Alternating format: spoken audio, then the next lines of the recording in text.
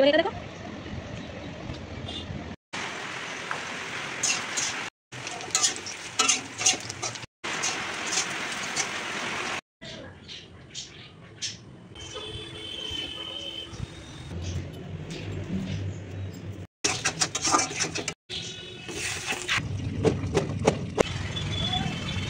Hello everyone, কেমন আছো তোমরা সবাই? আশা করি ভালো আছো, সুস্থ আছো, আর আমরাও ভালো আছি। তো আজকে দেখো দেরি হয়ে গেছিলো আমার, তখন প্রায় 9:15 বেজে গেছে। তো আমি ওই জন্য আগে বাবুর খাবারটা রেডি করে নিয়ে গিয়ে ওকে খাইয়ে দিচ্ছিলাম, তারপরে বাকি কাজগুলো আজকে সারবো। কী হয়েছে, কালকের থেকে প্রচণ্ড মাজা ব্যথা, পিঠ ব্যথা, ঘাড়ে ব্যথা। তো সেই কারণে শরীরটা প্রচণ্ডই খারাপ ছিল। সকালবেলা উঠেছি দেরি করে, রাত্রিবেলা ঘুম হয়নি, সেই জন্য তাই দেরি করে ওঠার কারণে বাসে ঘর দোরটা ঝাঁট দিয়েছিলাম, কিন্তু আর কাঁচা ধোয়াগুলো আগে করিনি।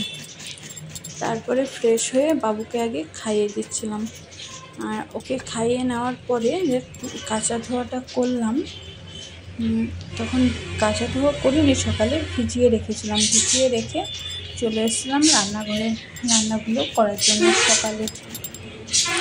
তারপরে কি বলতো, যদি আগে কাঁচা ধোয়াটা করতে যেতাম, একটু সঙ্গে সঙ্গে ভিজিয়ে কাচলে তো আর হয় না, একটুখানি ভিজিয়ে রাখতে হয়। সেই জন্য আগে ভিজিয়ে রাখলাম। ভিজিয়ে রেখে আগে সিদ্ধ ভাতটা বসিয়ে রেখে গেছিলাম, তারপরে ভিজিয়ে রেখেছিলাম জামা কাপড়গুলো। তারপরে এসে যে ডাল, আলু সেদ্ধ এগুলো সব রেডি করছিলাম, ডিম ভাজছিলাম। তো এগুলো করার পরে ওর বাবাকে খেতে দিয়েছিলাম, আর বাবু ঘুমোচ্ছিল, তখন আমি গিয়ে কাঁচা ধোয়াগুলো করে নিয়েছিলাম। তো এইভাবে কি বলতো, মানে কোনো কাজ এখন আর মানে এটার পরে এটা করতে হবে এরকম কোনো নিয়ম করে আর কাজ হয় না। যখন যেটা আমার সুবিধা হয় আমি সেভাবেই কাজ করি। তো আমার যেমন মনে হয় যে আমি আগে ভিজিয়ে রেখে গিয়ে তারপরে খাবার দাবারটা করে কাচলে আমার সুবিধা হবে, তো আমি সেরকমই করি। আর তারপরে কাজটা সেরে তখন আমি খাওয়া দাওয়া করি, কারণ খাওয়া দাওয়া করে না কাচাকুচি করতে একদমই ভালো লাগে না। তারপরে আবার ভাত খেলে তো আরোই ভালো লাগে না, সেই জন্য আগে নিজের সুবিধা মতো কাজগুলো করি। আবার কি হয় বলো তো, যেমন আমি সকালে বাবুকে 8টা, 8:30টার দিকে খাবারটা দিই, কিন্তু যখন দেরি হয়ে যায় তখন আগে সব কাজ ফেলে রেখে আগে ওর খাবারটা করে দিই। আর যখন দেখি টাইম আছে তখন আমাদের খাবার দাবারগুলোও করি বা সে কাজগুলোও সেরে ফেলি।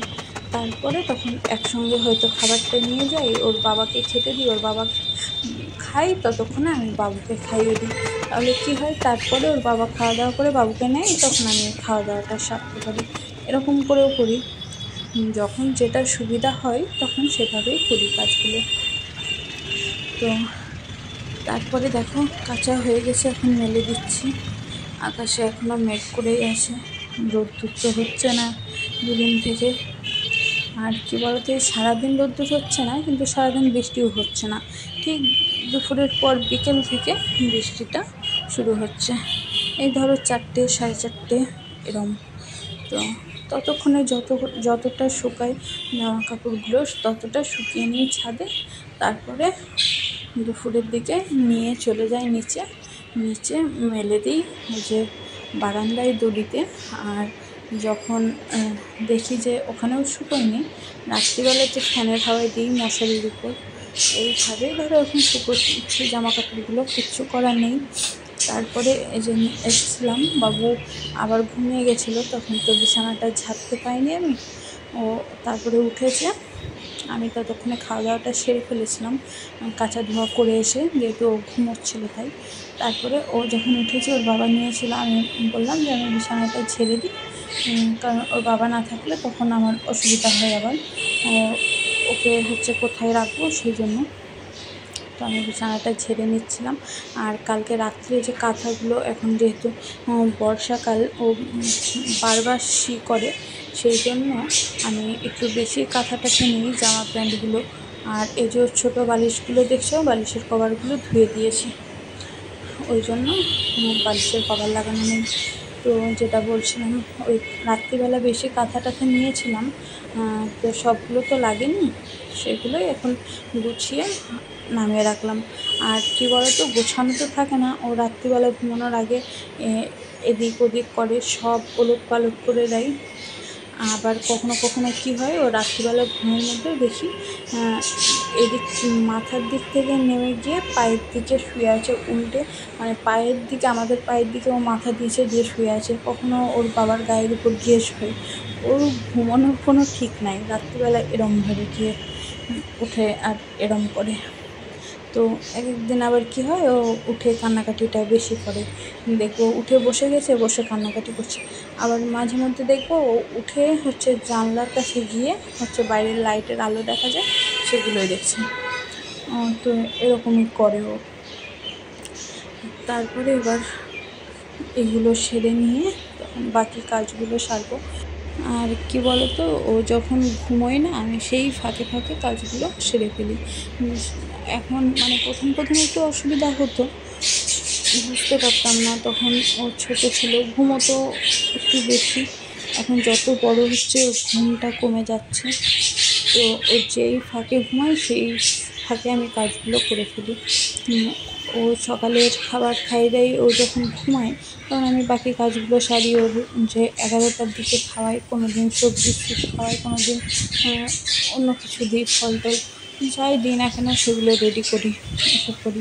তারপর দেখো আজকে আর কিছুক্ষণ পরে মেঘ করেছিল, তাই ছাদে গেছিলাম জামা কাপড়গুলো তুলতে। তারপরে দেখি এরকম মেঘ করেছে আকাশে, আর হাওয়া দিচ্ছিলো যেহেতু, তো ছাদে একটা টবের মধ্যে নিম গাছ লাগানো আছে। নিম গাছটা বেশ অনেকটা লম্বা হয়ে গেছে, আমার থেকে অনেকটাই লম্বা হয়ে গেছে। তো সেই গাছটা এখন একটুখানি হাওয়া দিলে উল্টে পড়ে যায়। তো আজকে পড়েছে, তো এমনভাবে পড়েছে লেবুটার উপরেই পড়েছে, আর লেবুটা পড়ে গেছে। তো লেবুটা পরে কাটার পর দেখলাম কিচ্ছু হয়নি, লেবুটাই খুব মায়া লাগছিলো। গাছের ফল না, পড়ে গেলে সময় খুব মায়া লাগে। এতটা মোটা হয়ে যখন ছোট ফুল হয় তখন পড়ে গেলে সেটা আলাদা কথা, কিন্তু বড় হয়ে পড়লে না সত্যি খুব কষ্ট লাগে। তো তারপরে লেবুটা নিয়ে এসেছিলাম নিচে, কেটে দেখলাম কিচ্ছু হয়নি। আর তারপরে রান্না বসিয়েছিলাম দুপুরবেলা, ফুলকপির তরকারি করছিলাম, ভাত করছিলাম, একটু আলু সিদ্ধ দিয়েছিলাম। আর তারপরে বাবুর খাবার করে বাবুকে খাইয়েছিলাম। এখানে খাওয়াতে বসেছিলাম, আর ওর একটা পার্সেল এসেছিলো, সেটাই ও নিয়ে এখন দেখবে কী এসেছে। তো খাওয়ানোর ধৈর্য ধরছিল না, ওই জন্য বারবার খোলার চেষ্টা করছিলো। আমি খুলে দিলাম যে তারপরে দেখো কী করে। দেখেই যাচ্ছে পার্সেলটা, আসলে কি বলো তো, নিজের পার্সেল এসছে, একটু তো খুলে দেখতে হবে কী আছে, ঠিকঠাকভাবে না দেখে নিলে হবে। তো বাবুও সেটাই করছে, দেখো এখানে ওকে দেওয়ার পরে ও কীভাবে দেখছে।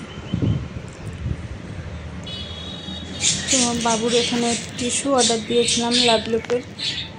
কী বলো তো, আগেও 3টে এরকমই অর্ডার দিয়েছিলাম, সেটা 2টো শেষ হয়ে গেছে, আর আরেকটা হাফ আছে এখানে। তো ওর বাবা বললো আগের থেকে অর্ডার দিয়ে রাখবি, তাহলে অসুবিধা হবে না, সেই জন্য আগের থেকে অর্ডার দিয়ে রেখেছিলাম। সেটা চলে এসছে। আর ওর পার্সেলগুলো যখনই ওকে খাওয়াতে বসি আমি, ঠিক সেই সময় নিয়ে আসে, প্রায় দিনে দেখি। তো দেখো ভিডিওটা কেমন লাগলো জানাবে। আর আজকের ব্লগটা এতটাই, দেখা হবে নেক্সট ব্লগে। ততক্ষণ ভালো থেকো, সুস্থ থেকো, আর আমার সোনার ভিডিও দেখো, কেমন লাগবে জানাবে, লাইক করবে, কমেন্ট করবে, আর সাবস্ক্রাইব